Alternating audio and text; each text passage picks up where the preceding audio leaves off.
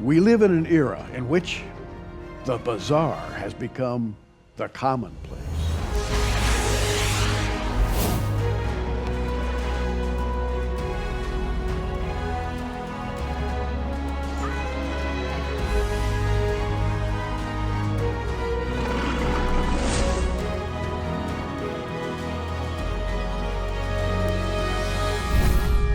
And here to talk about this amazing fact, we have a couple of guys. You've met them before.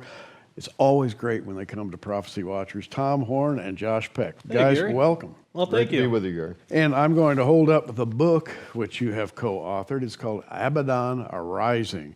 Abaddon, a proper name. It appears in the Bible, right, Tom? Yeah, absolutely. The king of the bottomless pit, also known as Apollyon, and actually also known by the ancient Greeks as Apollo.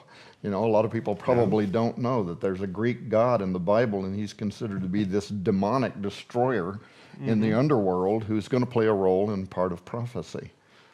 And as I said in the introduction, we're living at a time when the bizarre has become the thing you see on TV. Oh, yeah. The commonplace.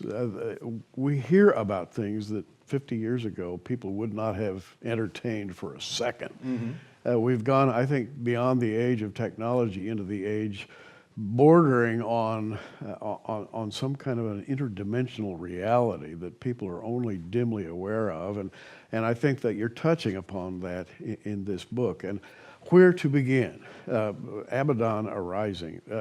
The one thing that is, I think, centered upon in this book is CERN. It's a scientific facility located between France and Switzerland on the border. Yep. In a very, shall we say, unusual location. Let's talk about that whole thing and what it means to Christians today. And Yeah. Let's start with Josh. Sure. Well, it's built in an inconvenient place. So the difference between the LHC and CERN. CERN is, well, we'll start with the LHC. The LHC is the big particle collider, the big 17-mile circumference ring that collides particles to try to create new particles. LHC is Large Hadron Collider, yes. So what you do is get these particles speeding toward each other, and you stage a collision. Yes, exactly. And that brings rise to new particles. So that's basically the LHC and its function. CERN is the governing body, the people who decide what this big machine is going to be used for. The interesting thing that you brought up is the location of this machine, of the LHC. They decided to put it on the border of France and Switzerland. There's no real good reason for that. And they also put it underground. And when you go on the CERN website, the reason for why they put it underground, they'll say, well, real estate is really expensive in that area. Easy solution, build it somewhere else, you know? But they didn't. They picked that location for a very specific reason. And actually, I'll hand it to Tom. Well, we actually go into the history of this. The bottom line is that very location, and we mean dead center to where they built the Large Hadron Collider, was in ancient times known as Apollyon. This was a place where there was a temple to the god Apollo, or Abaddon, as in the title of the book. Revelation chapter 9, right? An angel comes down from heaven, having the key to the bottomless pit, opens up the pit. These terrible insectoid things come up out of the ground, begin torturing mankind. It says, but they have a king over them. His name is Abaddon. And in the Greek tongue, his name is Apollyon, or Apollo, who's actually referred to several times in the scripture. In fact, it's very interesting that the Apostle Paul wrote to the Thessalonians, and he said that the Antichrist would be the son of perdition, and that's the Greek word Apollyon, Apollo. Son of destruction. He will be the son of destruction. Revelation 17:8, and the beast shall rise up out of the bottomless pit, right, and enter into perdition, Apollyon. So it's a little concerning when you think of all of the places on Earth where they could have built the world's largest particle collider, that they decided to build it right over the top of the ancient location, Apollyon. In fact, They had to stop during construction because they started digging up some of the ruins of the ancient temple of Apollo. Yeah, ancient Roman ruins. This is also where they believed that the abusos, the abyss, the lid, to use a real layman's terms, over the top of the bottomless pit is located. And furthermore, they've gone on to say that among all the other things they're doing at the LHC, Sergio Bertolucci, who is the science director there, said, we intend to open a doorway here. And we may send something through it, or he said, something may come through that doorway into our reality. So they intend to open a doorway at the LHC, the very location that the ancients believed was the lid over the top of the bottomless pit. Now, at this point, I want to interject my thought, which is to you who are sharing this experience with us today. I read the Bible believingly, always since I was saved. And I just looked at the Bible and I said, this is God's text. It's perfect, and I believe every word of it. I just read it believingly. And so when I read chapter 9 in Revelation, the fifth angel sounds, and he says, I saw a star fall from heaven to earth, and to him was given the key to the bottomless pit. I just believe that. Yeah. That someplace there is an actual bottomless pit, and there is an actual key, and there's an actual angel. And I read this in Greek, and the bottomless pit in Greek is called phreatos abusos, which literally translates into the well shaft of the abyss, which really describes a physical, geological location which has remained closed but will be opened up.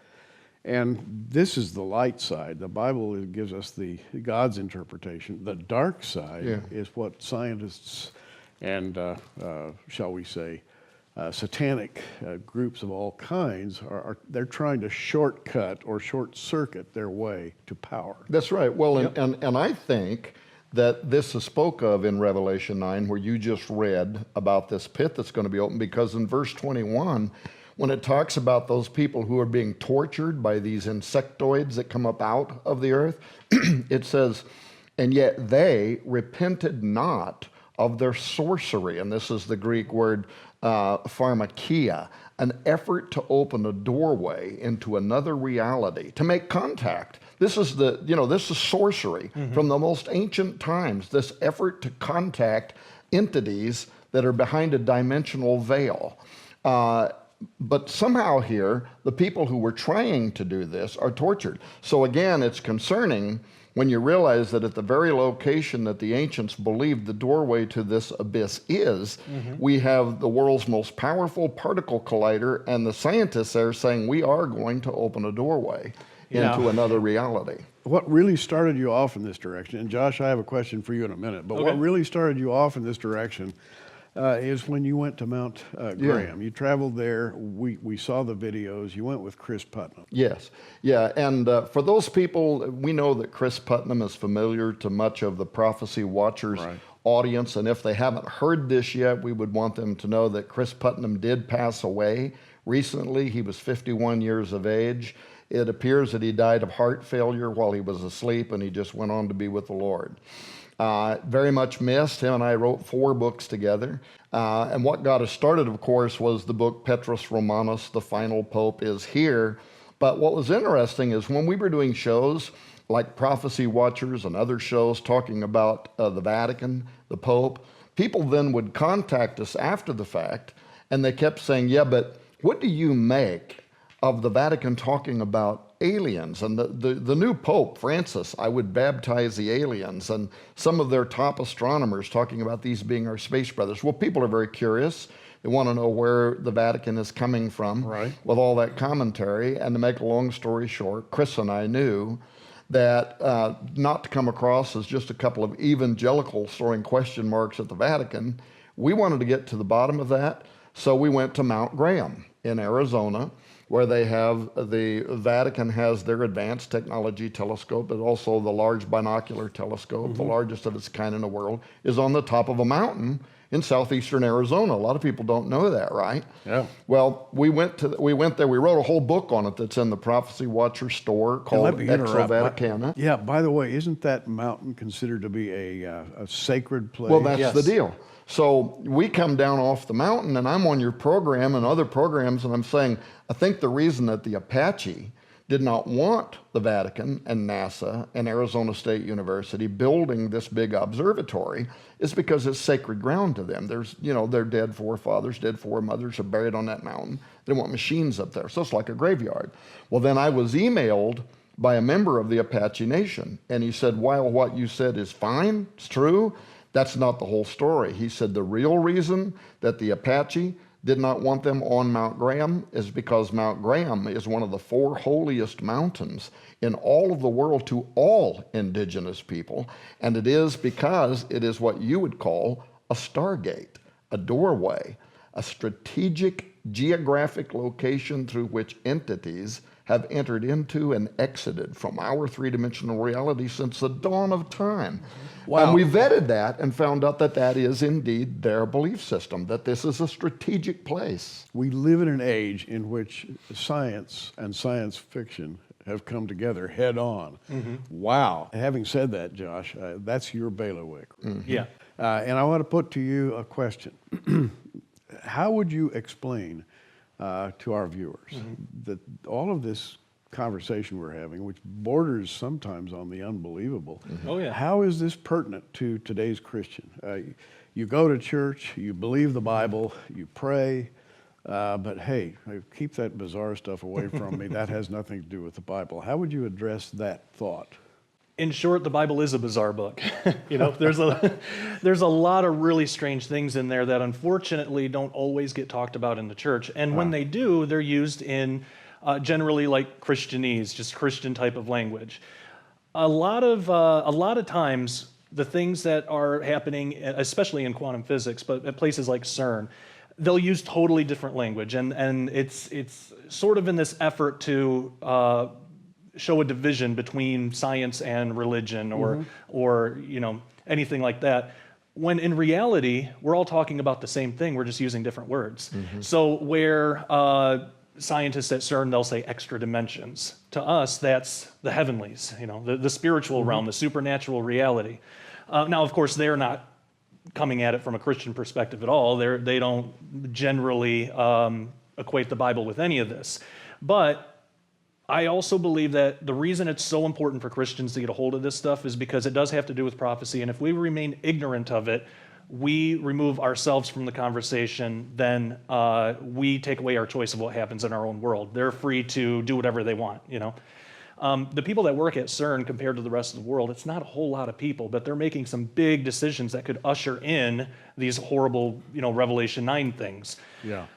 We should have a say in that. We should be aware of what's going on. We should be able to hold them accountable to what they're doing and have them answer some questions that we have. But unfortunately, they've created this environment, and not every scientist and not every physicist, but some of them, they've created this environment where Christians feel like you have to be a genius to understand this stuff. Don't even bother trying to understand it or look into it. We can understand because we have PhDs and all this nonsense. And that's all it is, it's nonsense. Christians can understand it just fine because we have the Bible. Now, when you joined Skywatch, you sort of brought the word multiverse along with you. Yes. And I hear that word all the time in your books and when you're interviewed. So explain multiverse. Yeah. Well, usually when people hear the word multiverse, they think of what's called the many worlds interpretation. Yeah. And just for the audience right off the bat who might have heard that, that's not what I'm talking about. So there's this belief that's been around since the 50s or so, where basically our universe is one of many, and these other universes are inhabited by basically doubles of ourselves. There's other versions of ourselves. Any choice that we could have made, we've made in these other universes. And that version I don't agree with. And the multiverse that I understand is basically, you could think of a stack of paper, like a ream of paper. Right. You take one sheet out, think of that as just like one universe, a two-dimensional universe. But when you put it back in the stack, you have many two-dimensional universes layered up to create one three-dimensional object, a stack of paper. I kind of think heaven's like that. I think our universe is just one three-dimensional slice of God's grand construct. So when people say, well, are these other universes inhabited? Or, well, no, they don't have to be. It could just be us. But there are extra-dimensional beings, angels, things like that can inhabit one or more of these universes at one time. Just like when we go through existence, we're traveling through many two-dimensional universes. Right. Yeah, so that's the basic idea. And that was a great explanation. I appreciate it. I'm going to take it to the next step. Okay. Because when we list things we should not talk about as Christians, way high on the list is UFOs. And as you were talking, I'm thinking to myself, UFOs pop out of nowhere and they return to nowhere. Mr. John Smith standing in his front yard and he sees a green globe that just goes pop and there it is, and it flies from this side of his yard to that side of his yard, pop, it disappears. And so he calls the police, and then he explains all this to them, and they pat him on the head and go back to their office. Well, multiply that by 10,000 times. People see things popping in and popping out all the time. And we as Christians, and I'm going to address this to both of you, we as Christians have to deal with the reality of that. We've come into a period of time, I think, just preceding the book of Revelation. Yeah, me too. And I think we're going to see a lot more of that kind of phenomena. I think as time goes on, as prophecy is being fulfilled, the veil is thinning. I think it gives more, the more the world is rejecting God even, it gives the enemy more of an opportunity to come into our reality. And basically with that popping in and out, it would be like, again, if there's a two-dimensional universe and I were to put my finger in it. Chuck Missler uses this flatland analogy a lot, and actually a lot of physicists do. To a flatlander, a two-dimensional being, they would just see a circle pop in and out of existence. Well, we see that in 3 dimensions with some of these UFOs. So some of them, not all of them, but some of them, I believe, are extra-dimensional, or we could say spiritual. It's 2 different words for essentially the same thing.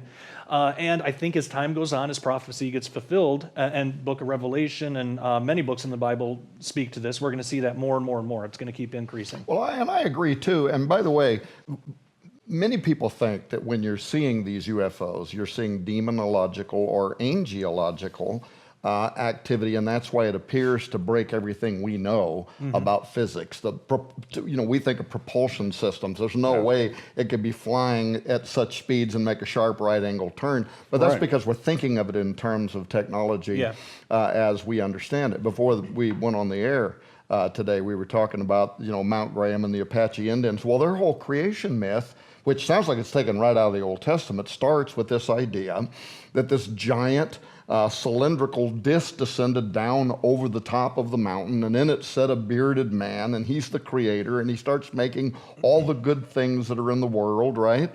And then he goes away, and then a portal opens, and a reptile comes through, a dragon, and starts deceiving the world, and then giants come, and then God has to send a flood. Well, Tom, let me quickly interrupt. When you talk, I just want to interrupt you 1,000 times because you're so interesting. But the dragon, virtually every pagan ancient culture has the dragon. He's everywhere. And you say a bearded man who created the world. Well, duh. Right. Versus the dragon. And we read about that in the Bible. Right. Well, that's exactly right. And so what it shows is you have a universal story that dates back to an original truth that came from God, right? And then after the fall of man, this stuff all gets splintered out. It gets paganized. These deceptive spirits will take it and tweak it and change it because they want to be worshipped instead of having God worship. But it does tell us that there was a universal reality that was global in scale. The flood was global in scale. The incursion of the giants, this was global in scale, right? These are universal truths. One thing I should say, having said so much stuff about Native Americans and Indians, I don't want to sound like a New Ager here. One of the first things we did was we said, we got to first find if there is a biblical precedent for this idea, that there could be strategic locations, geographic locations, often associated with mountains, where there are doorways through which things come and go. And once we started thinking that way, It was amazing. The whole Bible, whether it's Jesus in the New Testament saying, from henceforth you will see the windows of heaven open and angels ascending and descending, right? Or Jacob's ladder in the Old Testament. You know, we read that in the King James. Okay, there's a ladder. What is this, like kind of like unfolding down out of the attic? You know, what are we talking about here, right? But no, what Jacob says, if you read it in the Hebrew, he says there is a gate here to the house of God, a doorway, a portal, to use our terms, right? Jesus at the base of Caesarea Philippi, I was just right thinking at the that. bottom of Mount Hermon, is one of the most important biblical mountain locations directly tied to gates. The Hebrews at the time of Christ believed that it was the doorway into the underworld, the watchers, the fallen angels. And Jesus stands right there and he says, and the gates of hell will not prevail against my church. And a few days later, he's in the underworld presenting himself to those fallen angels that thought they were going to stop the coming of the Messiah and saying, look, boys, you failed, right? You know, in the April 2017 issue of the Prophecy Watcher, I've written an article about the prophetic gates of Jerusalem during Nehemiah's day when he surveyed the gates. And I make the point, which the Bible makes time and time again, that the gates are representative of God's rule and his methodology as he interacts with man. But you just pointed out that there is a dark side that has its own gates. Right. Well, and it's also tied to prophecy. Again, you read Revelation 9, a gate of the earth, something opens to the bottomless pit. But Isaiah 13, you know, and most Bible expositors believe that Isaiah 13 has not been fulfilled because it describes the utter destruction of Babylon to the point that it cannot even be inhabited, right? Yeah. Right. And so that hasn't happened as of yet. It's going to happen. And when it does, God speaking through Isaiah says, open the gates. So this is plural now. Open the gates, ye ruler. I give command and I bring them. Giants are coming to fulfill my wrath. So there is a time that is coming. And I think this is literally one of the most overlooked aspects of end times Bible prophecy. Of all the stuff, you're prophecy watchers. We have Skywatch TV. We all talk about prophecy. But very few people have made this point that the opening of the doorways of the earth and of the heavens have an awful lot to do with the fulfillment of prophecy. And it isn't just giants, the offspring of the Nephilim and all that. Revelation also talks about how in the tribulation period, all of a sudden a mighty angel. Imagine how this is going to stop CNN in their tracks, right? Wow. When they're doing their latest poll questioning if there was ever a historical Jesus, right? And all of a sudden a mighty angel appears in the heaven and begins to preach the everlasting gospel of Jesus Christ. It's going to be seen by the whole world, right? So there are some super dynamic things that are part of Bible prophecy that connect to this idea of other dimensional realities and the moments in time in which it can and will interact with our world. And so this book, Abaddon Arising, by Thomas Horn, Josh Peck, you need to read this. It is very, very pertinent to the conversation we're having today. Namely, we've arrived at the time when the gates are opening just perhaps a little bit, but they're about to swing wide open. In other words, power is about to be displayed in amazing ways as we come to the culmination of this time period. Yeah. Wow. And that's what you're talking about then when you talk about the multiverse. Yes. That is a relationship between God and man. Yeah, it's really just talking about spiritual reality from a biblical first, but also a scientific point of view, because really they're both one and the same. There's no true dichotomy between the Bible and science. If you have true science, you have the Bible, the true interpretation of whatever you're looking at. They should go hand in hand. Now, what's really the key portion of this book? That is to say, what's the most exciting part? If I were looking at this in a bookstore and thumbing through to find the good part, what's this book really about?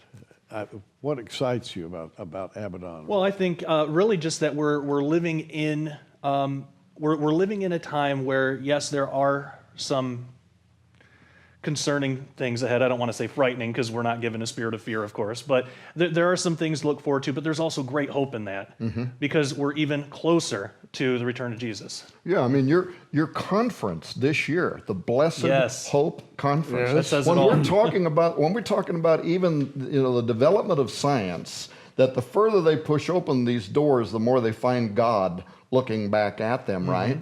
But it also speaks to the imminency of the second coming of Jesus Christ. And so all around the world today, prophecy is being fulfilled. Science appears that it is poised to fulfill certain parts of prophecy. Yep. It's the blessed hope. By the way, I'm going to be at your conference this year, and I hope to speak. Yep. Josh is going Me to be too. there. We'll be speaking. We're very excited to let people know that. We're really thrilled that you're coming, actually. Yeah. And Josh, I know you're going to have a great message. And Tom, hey, when you take the stage, every eye is waiting for that moment. You've got a way of just turning a crowd in your direction. I love it when you speak. Well, I'll try to get my bluff in on them, I guess. The book is called Abaddon Ascending, and we've given you a little peek at what it's about. We have that in our online bookstore. We're combining it, as we love to do, with a couple of other books. One is called Forbidden Gates, to use the word gate again. Tom and Nita Horn authored this one, and then Pandemonium's Engine. And we're putting these three books together as what we're calling the secret technology package. We've reached an era in which technology is not what it used to be. In fact, technology is almost verging on magic these days. And that's why it's intersecting with Scripture, because Scripture speaks of the spiritual world authoritatively. Science is looking in the wrong direction to try to find the same thing, and they're going to be sorely disappointed. These three books, the Secret Technology Package, come with something free. Inhuman, produced by Skywatch TV. Inhuman, the next and final phase of man is here. We're on the edge of something, guys. Check this package, our secret technology package, we're calling it. It's a wealth of information about where we are in Bible prophecy, time, space. It's an exciting time to be alive, right? Oh, it truly is. Yeah, absolutely. And by the way, that film that you're giving away free is a 2-time Telly Award-winning documentary, and it speaks of a different kind of gateway. The angels that descended in the days of Jared, they used DNA, they used genetics to create a mutation into which they could extend themselves. That's a different kind of a doorway. Are we repeating that? Is this the days of Noah that Jesus talked about? I think so. I mean, who am I to say so, but I think so. Yeah. I think we do too. It's been great talking to both of you. Well, it's always great talking to you. The time has come to talk of things formerly hidden, and that tells us what time it is in the world today. We invite you, of course, to keep watching. We are.